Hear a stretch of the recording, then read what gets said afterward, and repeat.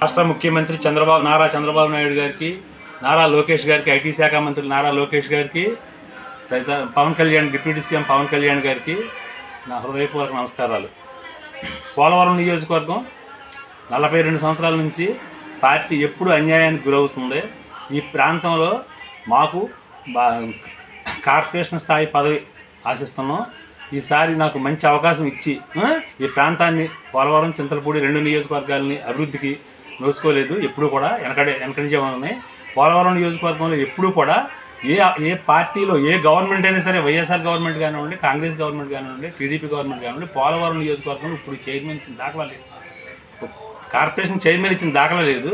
అందుకు నేను కష్టపడి ప్రతి కష్టకాలంలోనూ ప్రతిసారి కూడా కష్టపడి పార్టీని అంచెల మీద ఎన్ని కష్టాలు వచ్చినా 2004లో కానివ్వండి, 2014లో కానివ్వండి, 2024లో కానివ్వండి కష్టపడి నియోజకవర్గం అంతా తిరిగి 4 మండలాలు కోఆర్డినేషన్ చేసి పార్టీని గెలిపించి 5,000 ఓట్లతో ఎమ్మెల్యేని అసెంబ్లీకి పంపించామండి.